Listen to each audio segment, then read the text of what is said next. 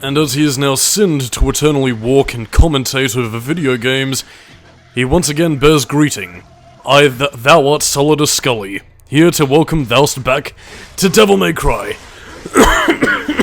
Excuse me. Yes, see? Now you can tell that I've been cursed with illness. Oh, master, what is this choleric cough I seem to be having? Well, that's just a cough because you just finished having a delicious meal of, some other greasy fish and chips. I mean, it was delicious, but, well, I'm being unfaithful to my stomach, which will no doubt doom me to yet another level of hell in this divine comedy that I call my life.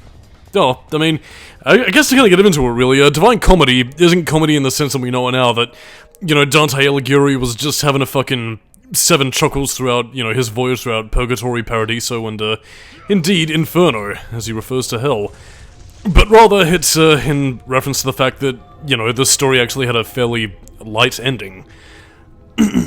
Which anybody who knows their ancient storytelling, yeah, happy endings weren't exactly very common back then. After all, need I remind you of, you know, Sleeping Beauty and gathering the first fruits of true love, as I mentioned back in Kingdom Hearts Birth by Sleep. So yeah, the Divine Comedy is in fact divine, because it has an ending that is light in nature. Much like the sword, the death sentence. Now you might be thinking that we'll be getting to be able to use that, but sadly no. We do not get to use the death sentence, outside of its tertiary puzzle abilities. A statue with a melancholic female expression. I'm curious actually, are there any characters in the Divine Comedy who could be referred to as that? I suppose not, technically speaking. I suppose maybe the fact that she's penitent, she might potentially be, Piccarda Donati? Who, I guess to give you at least a little bit of background, is that, she was a friend of Dante who became a nun, was forced to marry, and died shortly after, and then became relegated to the first sphere of heaven. So, yeah. I suppose it's possible. I mean, if we are to equate spheres with where we are, we're technically in the first sphere at the moment? Nothing really to say at this stage. In the meantime, though, let's get into a little bit more, well, Malay Island mythology as we get back to Devil May Cry. Yes, a note left by the Castellan. Yeah, people are starting to grow gradually crazy with all, the time-warping abilities around here. And that is also something to say in regards to how the underworld flows and functions. In a similar vein to, well, I guess, you know, there's not really any other way of putting it about it. In a similar vein to how, you know, hell and heaven function, yeah, time flows differently, and, well, let's just say that the fact that there was a demonic influence by Mundus in this case, well, yeah. Let's just say that the castle's occupants have been well affected by that ghastly Emperor-to-be. Of which there are actually a fair few demonic emperors in the Devil May Cry continuity vying for power at this stage. The two big ones mainly being Mundus and Argosax, who we'll be seeing in Devil May Cry 2. But yeah, as Five would later explain, the only reason why Mundus was pretty much top puppy in this case was, well, he ate the Clyfoth fruit. Delicious. Oh, Dante.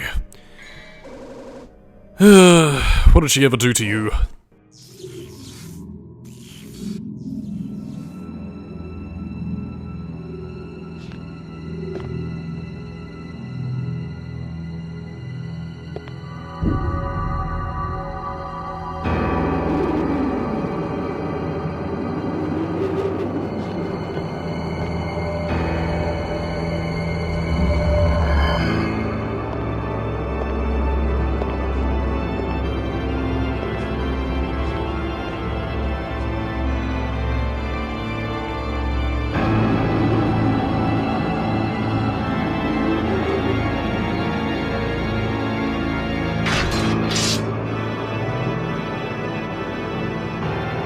This stinking hole was the last place I thought I'd find anyone with some guts.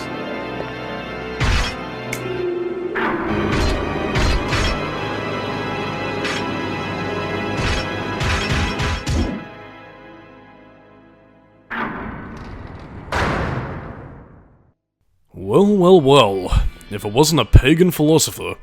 But yeah, that was Nilo Angelo. basically a very avant-garde way of saying Dark Angel. And, yeah, he's beckoned us to a challenge, so what kind of swordsman would we be if we denied him a challenge against the son of Sparta?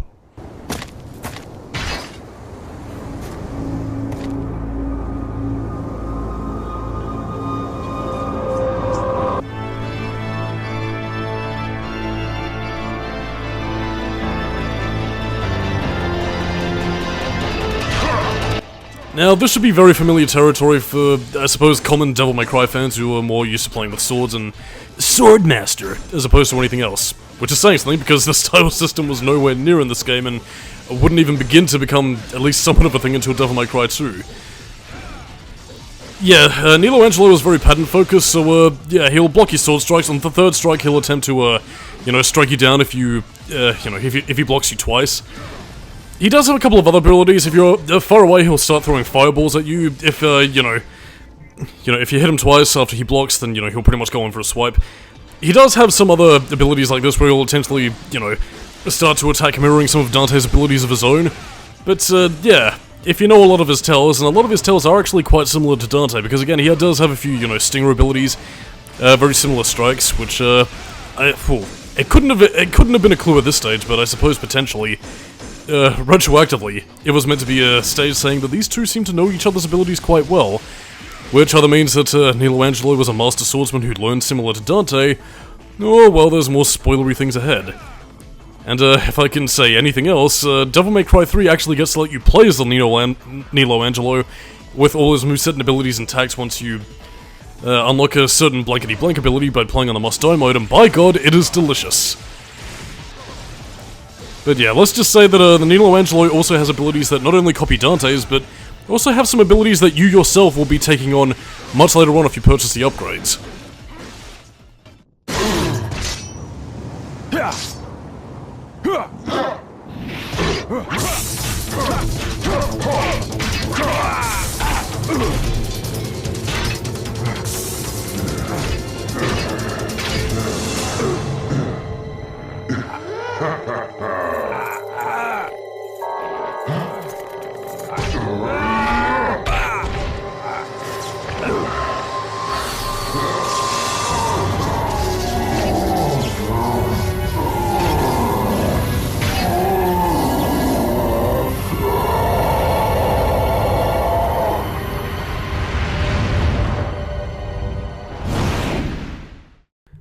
Man, I wish I had teleport abilities like that, but yeah, that's pretty much the end of the mission. Oh, B rank. I suppose if there is anything else to say, well, Nilo Angelo was very much spoiler territory, but yeah, he is very much under the thumb of, well, Mundus. He's an honorable swordsman, evidently, but it's a shame that he serves Mundus. Especially compared to Phantom, who, I suppose if we're meant to be taking any of the other demons, just seems to be here just more to either vie for power, or well, I guess in any other case, especially given Phantom's disposition, maybe she was going to kill Dante so she could feed her children? I mean, in typical Resident Evil fashion, the spiders do actually cause gradual damage, so I don't know, maybe they were just hungry for Dante? Well, I mean, I guess demon blood is best, and that is the Melancholy Soul. Something that we need to power up the door that leads into the catacombs, and will once again lead us one step further to, unlocking more of the castle and eventually opening up the gate that would lead us to Mundus. And of course, we had to just have another shadow, because fuck it, why not? I mean, thankfully we don't have to deal with like 3 of the fuckers, unlike beforehand, and yeah, they are a lot more manageable if it's just mano a mano, but either way, like, I mean, and I guess to kind of reconcile my thoughts once again, I think the shadow is a fair challenge in terms of its enemy dynamics. The thing that just sort of gets me, really, is again, once it turns red once you hit the core enough, and then it continues to attack Dante at full strength, and only really decides to die whenever the fuck it feels like it, which is just fucking pish for me. I mean, again, my inability to dodge some of its attacks with very obvious tells like that, that's on me, and I'm fully willing to accept that. Just not the fact that it's, so-called desperation, dying, or Kaizo trap, if you will, is just kind of fucking bullshit. Like, seriously, it should not be that fucking active if it's on its fucking death throes. I mean, I get the whole idea, a cornered fox is more dangerous than a jackal, whatever, but it shouldn't be that fucking active when it's still,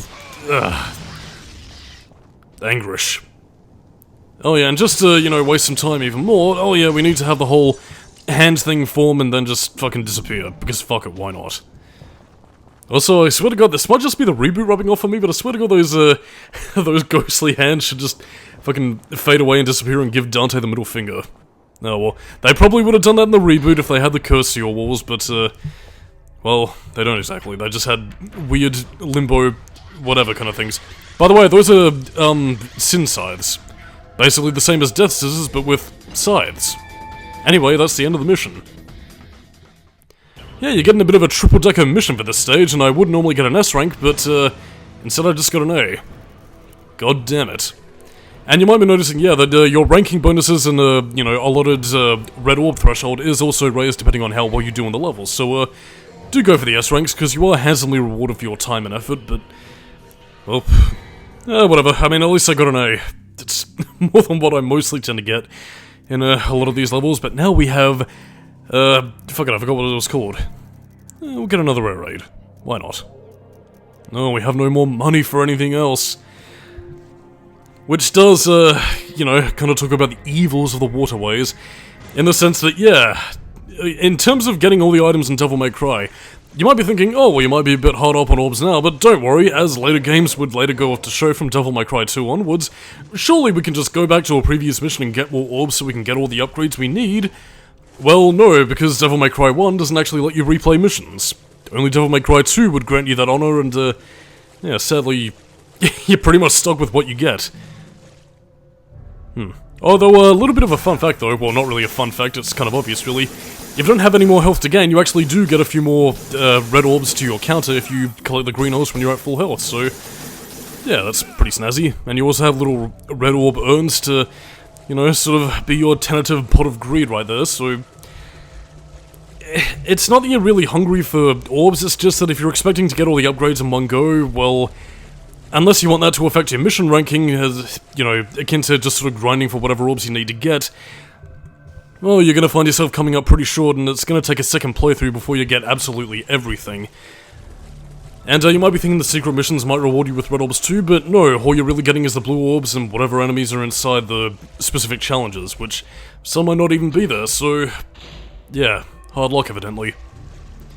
By the way, this area might be the most Resident Evil 4 looking of all, or at least of areas that made it into the final game, because, yeah, this is also very similar looking to the area where, I think it was around about the time when you got inside the castle itself where Leon was wading through sewers, and was when we were finally separate from Ashley. Thank fuck.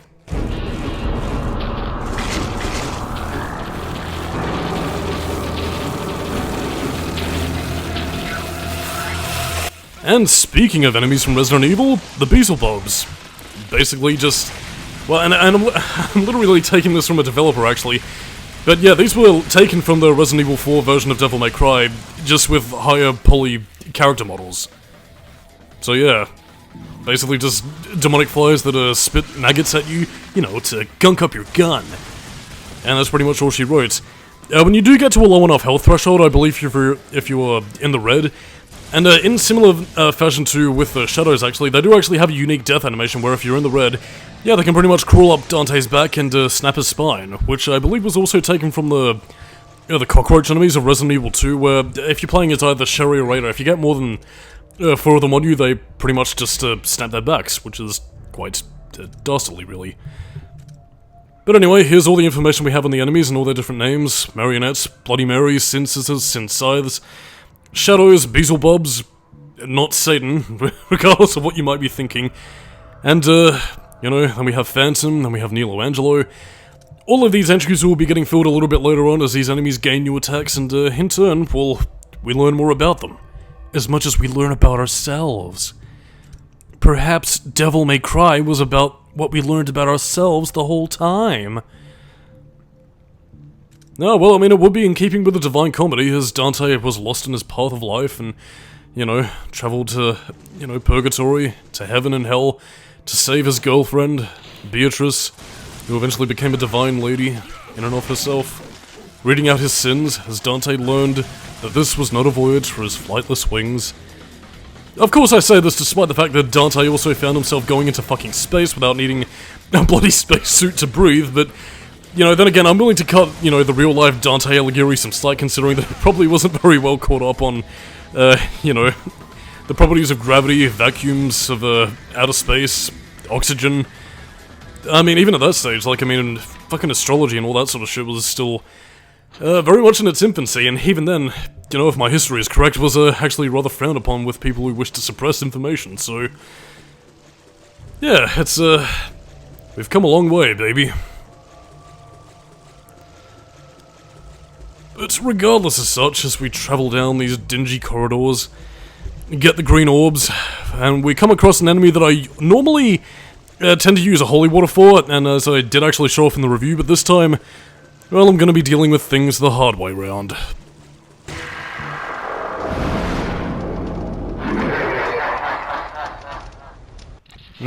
Death Scissors.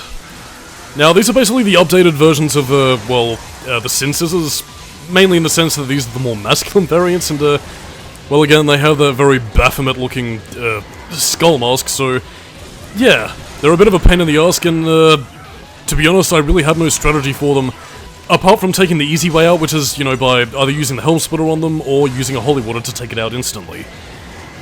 Doing so will lower your ranking, because, among other things, this game does also have item penalties, so... yeah, I mean, if you want to get a good ranking, you basically have to get really good at the combat schema, and understand, all the enemies, but, yeah, the Sin Scythe, the Death Scissors do actually hit incredibly hard. They are incredibly fucking resilient, and, well, to be honest, I'm actually quite surprised I won as well as I did here. I was fully expecting to die as I normally do, but I guess I've just gotten better at the game more than I thought I did, so, yay me. But anyway, that's the end of the Death Scissors, and now we can finally claim our prize, which will be... the Guiding Light. Our only guiding light is Beatrice. Or Trish, as she's known in this game, and what do we get for our prize? An A rank. Oh, happy, happy, joy, joy.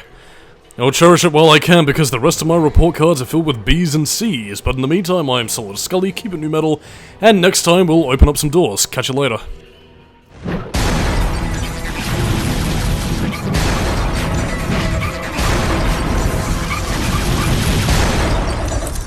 Let's rock, baby.